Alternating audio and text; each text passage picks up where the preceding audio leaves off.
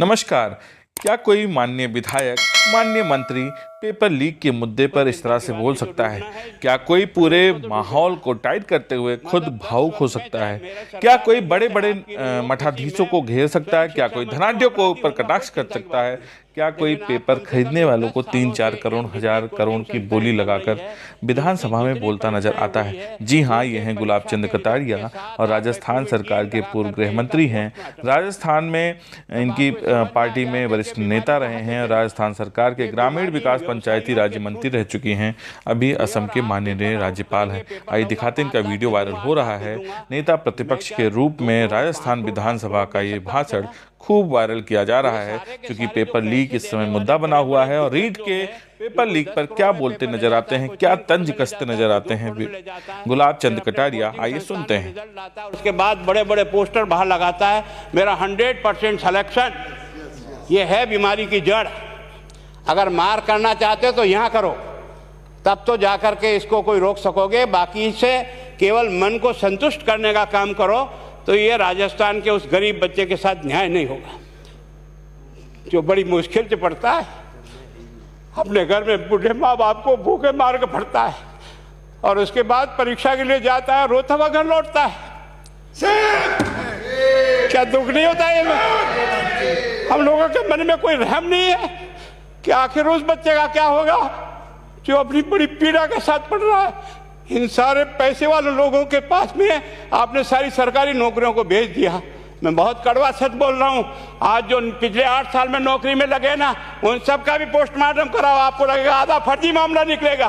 कोई है नहीं, कोई सोचने वाला है इस पर कि आखिर उसके दर्द को कौन जानेगा? है ना। जिस प्रकार से हमने परीक्षा के माध्यम से इन पैसे वाले लोगों को उतार करके सारे के सारे उन गरीबों की आशाओं के ऊपर पानी फेर दिया। रात और दिन पढ़ता है, भूखा प्यासा पढ़ता है, घर बेच करके पढ़ता है, खेत बेच करके पढ़ता है, लेकिन जब उसका सिलेक्शन नहीं होता तो जहर खा के मरता है। कोई इस पीड़ा को समझने के लिए तैयार नहीं है। और हम इस कानून को ला करके दुनिया को बताना चाह रहे हैं कि हमने इतना बड़ा कानून कर दिया, इस कानून से कुछ भी नहीं होगा। मैं आज आपको कह रहा हूं, ये जो आपने नए प्रावधान जोड़े हैं, मैं सोचता हूं कि मुझे कुछ बोलने की इच्छा नहीं, मुझे बहुत दुख है इस बात का। क्या होगा ये?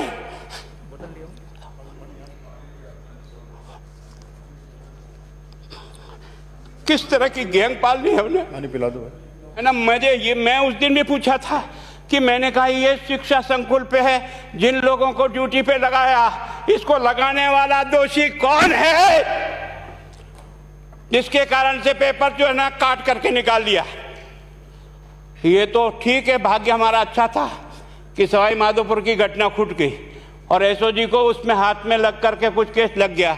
अगर वो केस नहीं लगता तो आज आपकी सारी नौकरी पर इन सब बड़े बड़े दलालों के स्कूल में पढ़ने वाले बच्चे होते और मेरा गरीब का बच्चा अपना घर लौट के जाता। क्या दुर्भाग्य है।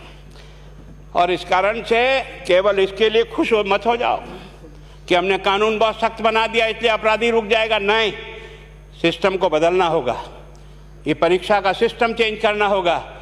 मैं सोचता हूँ कि क्या हम इतने अक्लमंद बैठे हैं, क्या इस व्यवस्था को चेंज नहीं कर सकते? क्या एक ही पेपर सारे राजस्थान में 20 लाख बच्चों को दिया जाए? क्या इसका कोई ऑल्टरनेट नहीं हो सकता? इसका ऑल्टरनेट सोचना चाहिए कि हम परीक्षा को टुकड़े टुकड़ों में कैसे कर सकते हैं। जिले के अनुसार पेपर नहीं, एक नहीं हम 25 पेपर बना सकते हैं। कौन से सेंटर पर कौन सा पेपर जाएगा कोई तय नहीं करेगा कौन सा जाएगा, और हम जो इच्छा होगी उस सेंटर पे वो पेपर भेजेंगे। और ये जितने भी प्राइवेट कॉलेजों में आपने सेंटर बना रखे उनको बंद करो, इनको तुरंत बंद करिए एक ऑर्डर से। जितने भी सरकारी विद्यालय है और सरकारी नौकर ही एग्जामिनर बनेगा और एग्जामिनेशन करेगा, तब तो आप इसको बचा पाओगे। ताकि आप और मैं कितने भी कानून बदल कर दें, आपका वो जांच करेगा, आपका वो अधिकारी आएगा। आपने कहा भाई सेशन जज के नीचे नियुक्ति नहीं होगी, इसके अलग से कोर्ट होगा, बहुत अच्छी बात है। प्रोविजन जो आपने डाले हैं वो स्वागत योग्य, स्वागत करता हूं, पर इन प्रोविजन को लागू तो आप और मैं ही करूंगा, कौन करेगा? जब हम ही ठीक नहीं है तो इन प्रोविजन क्या रोएंगे अंदर बैठे बैठे? जब तक हमारा दिल और दिमाग ठीक नहीं होगा ना, इस बीमारी का इलाज नहीं होगा। हमने शिक्षा के मंदिर को भ्रष्टाचार की भट्टी में जलाकर खाक कर दिया। दुर्भाग्य हमारा, जहां से कोई आशा की किरण दिखती थी उस गरीब को कि चलो मैं अपनी मेहनत से आगे बढ़ जाऊंगा, लेकिन अब वो निराशा में आ गया। उसको लगा कि अब कोई रास्ता नहीं है। और इस कारण से मैं सोचता हूं कि आप जिस भावना से लाया, मैं आपकी भावना की इज्जत करता हूं, लेकिन केवल आपकी भावना इन बेईमानों को नहीं रोक सकेगी। इसको रोकने के लिए हमको सिस्टम को बदल करके और तुरंत उस पर ध्यान करना चाहिए। कानून 302 का बना हुआ है, क्या मर्डर रुक गए? आप भी जान रहे हो, रोज के रोज पोक्सो कोर्ट में आजीवन कारावास हो रहा, क्या व्यभिचार रुक गया है? अपराधी को दंड मिल सकता है, अपराध बंद नहीं हो सकता है। अपराध बंद करने के लिए जो सिस्टम होते हैं उस सिस्टम में चलो।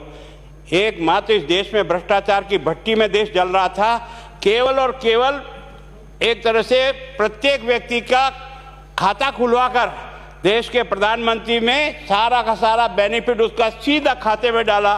बेईमानों को चोट लगी नहीं लगी, उस तरफ अपना दिमाग बचाओ, उस तरफ अपना दिमाग लगाओ।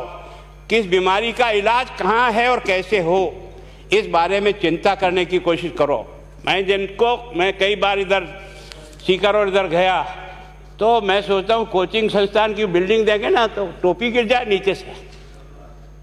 क्या चीज़ है यार, भगवान ने क्या लक्ष्मी वहीं बरसाई है। और जो बाकी संस्थाएं, उसका कारण यह है कि हमने अपनी दुकान को इतनी कमज़ोर कर दी है कि जहाँ बच्चे अच्छी तरह से शिक्षा लेकर के हम जैसे गरीब पढ़ करके यहाँ आ गए, अब वो रास्ते नहीं हैं।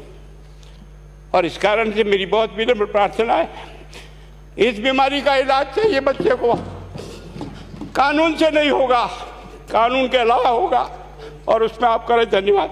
Thank you. माननीय मंत्री महोदय।